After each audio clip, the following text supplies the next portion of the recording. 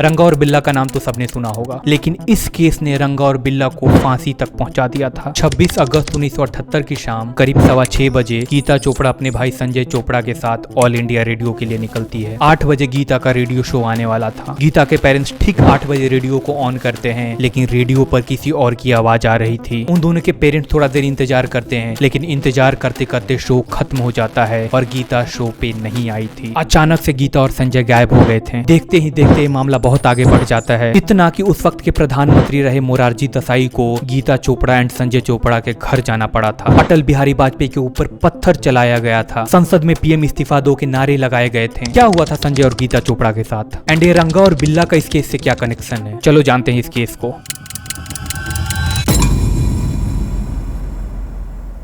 Look, रंगा और बिल्ला के बारे में हम सब ने अपनी जिंदगी में कभी न कभी सुना होगा। ये केस इतना हाईलाइट हुआ था कि पूरा देश में बवाल मच गया था। लोग सड़कों पे आने लगे थे, कॉलेजेस के बच्चे, स्कूल्स के बच्चे, हर जगह प्रोटेस्ट होने लगा था, पॉलिटिक्स होने लगा था। लेकिन ये रंगा और बिल्ला कौन थे, आपको इस केस में बताएंगे।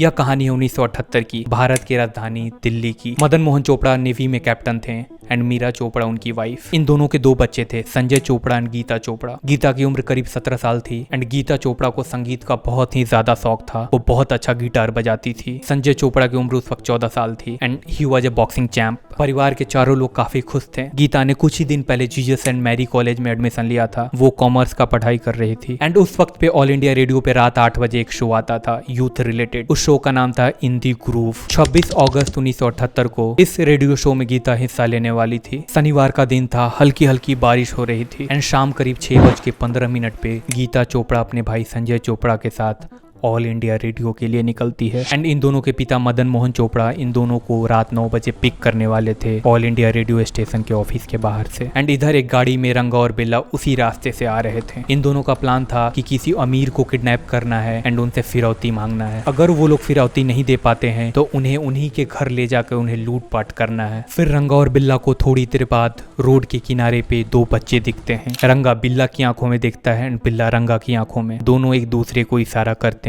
फिर उन दोनों ने गीता चोपड़ा और संजय चोपड़ा को अपनी गाड़ी में बिठा लिया लिफ्ट देने के बहाने। एंड चूंकि बारिश हो रही थी, कोई गाड़ी नहीं मिल रहा था, तो गीता और संजय भी उस गाड़ी में बैठ गए थे। कुछ देर चलने के बाद गीता ने नोटिस किया कि वो जस्ट अभी अभी ऑल इंडिया रेडियो की ऑफिस क्रॉस की है। इस पर गीता ड्राइवर से बोलती है कि आप प्लीज गाड़ी को रोक दो, हमें पीछे ही उतरना था। लेकिन ड्राइवर गाड़ी को और तेज कर देता है। गीता और संजय शॉक में आ गए थे। वे दोनों बच्चे काफी परेशान होने लगे थे।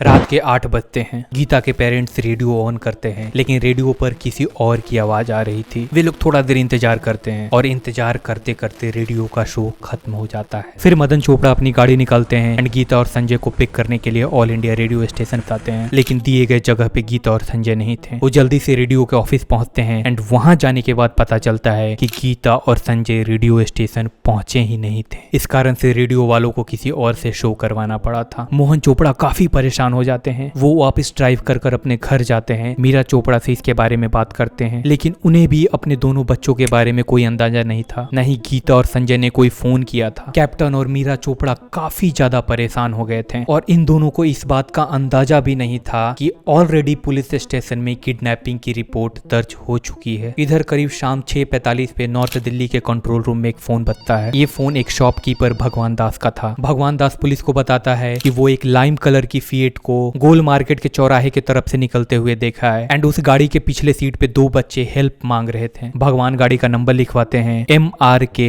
8930। अब पुलिस कंट्रोल रूम सारे स्टेशन को रेडियो करके इस बात को अलर्ट कर देते हैं। तभी थोड़ी देर बाद राजेंद्र नगर पुलिस स्टेशन में एक और फोन बजता है। यह फोन था 23 साल के इंद्रजीत का। इंद्रजीत पुलिस को बताता है कि उसने एक मस्टर्ड कलर की फिएट गाड़ी मनोहर लोहिया हॉस्पिटल के पास से गुजरते हुए देखी है। इंद्रजीत ने उस गाड़ी में एक बच्ची को चिल्लाते हुए देखा है और जब उसने अपना स्कूटर को तेज किया तो वो देखता है कि 2 लोग गाड़ी के आगे बैठे थे एंड 2 बच्चे गाड़ी के पीछे वाली सीट पे थे। गाड़ी थोड़ी देर बाद जाके एक रेड लाइट पे रुकती है। पीछे से इंद्रजीत भी पहुंचता है। वो गाड़ी में झांकता है और बोलता है, क्यों भाई, इधर क्या हो रहा है? एंड पीछे के सीट पे जो लड़का था वो शीशे से अपना मुंह चिपकाए हुए रो रहा था। उसकी टी शर्ट खून से लथपथ थी। जो लड़की थी वो ड्राइवर का बाल खींच रही थी। ड्राइवर एक हाथ से ड्राइव कर रहा था एंड दूसरे हाथ से उस लड़की को धक्का दे रहा था। इतने में उस ड्राइवर ने रेड लाइट को जंप कर गाड़ी को बहुत तेजी से भगा देता है। लेकिन इंद्रजीत गाड़ी का नंबर नोट कर लेता है। उस गाड़ी का नंबर था HRK 8930। लेकिन रिपोर्ट लिखने वाले हरभजन सिंह इसको सीरियसली नहीं लेते हैं। वो इंद्रजीत को बताते हैं कि जो जानकारी आप मुझे दे रहे हैं वो मंदिर मार्ग पुलिस स्टेशन को फोन करके बताएं, वो मेरा एरिया नहीं है and he can't do anything, seriously can't do anything. And इन्होंने किडनैपिंग वाला एंगल को भी टाल दिया था। इधर ऑलरेडी चोपड़ा परिवार काफी परेशान थी। फिर मोहन चोपड़ा अपने नेवी के कुछ दोस्तों को कॉल कर धौला कुआं में रिपोर्ट दर्ज करवाते हैं। रिपोर्ट लिखवाने के कुछ ही देर बाद पुलिस की पेट्रोलिंग गाड़ी उनके दरवाजे पे आके लग जाती है। मोहन चोपड़ा उस गाड़ी में सवार होते हैं एंड फिर संजय और गीता को ढूंढने के लिए निकल जाते हैं। वो गीता और संजय को हर जगह ढूंढते हैं, उसके दोस्तों के यहाँ, होटल में, रेस्टोरेंट में, हर जगह, हॉस्पिटल तक छान मारा, लेकिन गीता और संजय का कोई पता नहीं चल पा रहा था। बच्चों को ढूंढते वक्त मोहन चोपड़ा के मुंह से बहुत ही अशुभ बात निकली थी। वो पुलिस को बताते हैं कि मुझे लगता है कि मेरे दोनों बच्चों को किसी ने मार दिया एंड मार कर उसे रीच की तरफ फेंक दिया है। रीच दिल्ली में एक जगह है, वहाँ पे काफी घना जंगल होता था एंड ये जगह लोहिया हॉस्पिटल से बस कुछ ही दूरी पे है। अब तक लगभग पुलिस की 30 गाड़ियां, 140 पुलिस वाले गीता और संजय को ढूंढने में लगे थे। 26 अगस्त पार हो जाता है, 27 अगस्त पार हो जाता है, 28 अगस्त पार हो जाता है, लेकिन गीता और संजय का कुछ पता नहीं चल पा रहा था। एंड इधर अगले ही दिन ये मामला नेशनल मुद्दा बन जाता है। सभी अखबारों के फ्रंट पेज पे गीता और संजय का ही खबर छप रहा था। तभी 29 अगस्त को एक चरवाहा पुलिस स्टेशन पहुंचता है। वो पुलिस को बताता है कि रिज के एरिया में वो अपनी गाय चरा रहा था एंड वहां पे उसने एक डेड बॉडी को देखी है। पुलिस तुरंत वहां पहुंचती है एंड वहां जाने के बाद पुलिस को रिपोर्ट से मिलती जुलती डेड बॉडी मिलती है। पहली डेड बॉडी के थोड़ी ही दूर बाद दूसरी डेड बॉडी भी मिलती है। उस वक्त पे डेड बॉडी डिकम्पोज होने के इनिशियल स्टेज में था। संजय के बॉडी पे लगभग 25 बार चाकू से वार किया गया था एंड वहीं गीता के छाती पे लगभग 6 बार चाकू से वार किया गया था। चोपड़ा को आइडेंटिफिकेशन के लिए बुलाया जाता है एंड फिर ये कंफर्म हो जाता है कि ये दोनों बॉडी गीता और संजय के ही हैं। एंड इधर ये मामला अलग ही तूल पकड़ लिया था। हर जगह प्रोटेस्ट होने शुरू हो गए थे। स्कूल्स के बच्चे प्रोटेस्ट कर रहे थे, कॉलेजेस के बच्चे प्रोटेस्ट कर रहे थे। इस पर पॉलिटिक्स होनी शुरू हो गई थी। इसी बीच अटल बिहारी वाजपेयी जब प्रोटेस्टर्स से मिलने गए तो उनके ऊपर पत्थरबाजी की गई थी एंड एक पत्थर वाजपेयी के सिर पे लगा एंड खून से उनका कुर्ता लहूलुहान हो जाता है। फिर 1-2 दिन बाद उस वक्त के प्रधानमंत्री रहे मोरारजी देसाई संजय और गीता चोपड़ा के घर जाते हैं एंड मोहन चोपड़ा को यह आश्वासन देते हैं कातिल को जल्द से जल्द पकड़ लिया जाएगा। पुलिस न्यूज़पेपर में रंगा और बिल्ला का स्केच जारी करवाती है। हर जगह इन दोनों का पोस्टर लगवा दिया जाता है एंड इन दोनों को बताने वालों को इनाम भी रखा जाता है। 9 सितंबर 1978 को आगरा के एक स्टेशन पे ट्रेन रुकती है, कालका मेल। ट्रेन दिल्ली जाने वाली थी। रंगा और बिल्ला भी स्टेशन पहुंच चुके थे, ये दोनों भी दिल्ली जा रहे थे। तभी ट्रेन धीरे धीरे चलनी शुरू हो गई थी एंड रंगा और बिल्ला दौड़कर एक बोगी में घुस जाता है एंड इन दोनों का बदकिस्मत की वो कंपार्टमेंट आर्मी का रिजर्व्ड कंपार्टमेंट था। तभी आर्मी के जवानों ने इन दोनों से आई कार्ड मांगा। इस पर रंगा ने बिल्ला को बोला कि वो भरा वाला आई कार्ड देना। उन लोगों को शक हो गया एंड उनमें से एक ने इन दोनों को पहचान लिया था क्योंकि थोड़ी ही दिन पहले न्यूज़पेपर में इन दोनों की खबर छपी थी और फोटो भी। फिर आर्मी के लोगों ने रंगा और बिल्ला को दबोच लिया था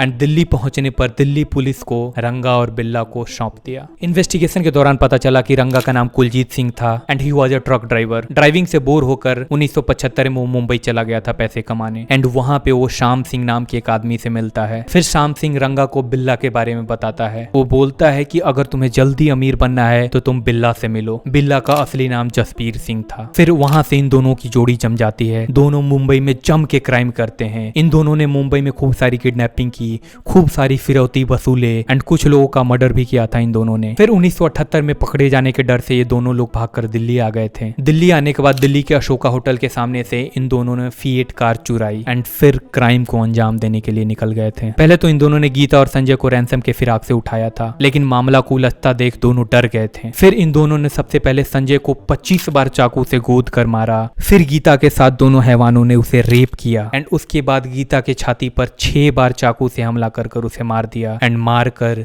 रीच के तरफ फेंक दिया। और जब ये दोनों पकड़े गए तो दोनों एक दूसरे के ऊपर इल्जाम लगा रहे थे। रंगा बिल्ला को दोषी ठहरा रहा था एंड बिल्ला रंगा को दोषी ठहरा रहा था। केस की जांच में दोनों दोषी पाए जाते हैं। गीता के नाखून से जो स्किन मिले थे वो रंगा और बिल्ला के ही थे। कार में जो भी सामान मिला था, मिट्टी, बाल, खून, हर चीज रंगा और बिल्ला से मैच खा रहे थे। उसके डीएनए सैंपल से मैच खा रहे थे। एंड फिर 26 नवंबर 1979 को कोर्ट ने इन दोनों को फांसी की सजा सुनाई। रंगा और बिल्ला अपनी फांसी की सजा को कम कराने के लिए सुप्रीम कोर्ट में याचिका दायर की, लेकिन सुप्रीम कोर्ट ने भी फांसी की सजा को बरकरार रखी। फिर ये दोनों मर्सी पिटीशन लेके उस वक्त के राष्ट्रपति नीलम रेड्डी के पास पहुंचते हैं, लेकिन नीलम रेड्डी ने भी इन दोनों की याचिका खारिज कर दी। अब फांसी की तारीख तय की जाती है 31 जनवरी 1982। बिहार के बक्सर जिले से फांसी की रस्सी मंगवाई जाती है। मेरठ से कालू जल्लाद को और फरीदकोट से फकीरा जल्लाद को बुलाया जाता है। दोनों को ओल्ड मंक पिलाया जाता है। फिर सुबह 5 बजे के करीब रंगा और बिल्ला को जगाया जाता है। उन्हें सुबह की चाय दी जाती है। उन दोनों को नहाने के लिए बोला जाता है। रंगा स्नान कर लेता है, लेकिन बिल्ला नहाने से इंकार कर देता है। अब दोनों के हाथ पीछे के तरफ करके बांध दिए गए थे। दोनों के सिर पर काला थैला डाला जाता है। फिर दोनों को फांसी के तख्ते पर ले जाया जाता है एंड वहां ले जाने के बाद इन दोनों के पैर भी बांध दिए जाते हैं। फिर कालू जल्लाद और फकीरा जल्लाद सुपरिटेंडेंट के इशारे पर लिबर को खींच देता है एंड दोनों को फांसी हो जाती है। लेकिन इन दोनों के घर वालों ने डेड बॉडी को अपनाने से इंकार कर दिया था। फिर जेल के कर्मचारी ने ही इन दोनों का अंतिम संस्कार किया। तब से कुख्यात रंगा और बिल्ला सबकी जुबां पे चढ़ गए हैं और आज तक ये नाम रंगा और बिल्ला प्रसिद्ध है। तो ये थी आज की केस स्टडी। बाय।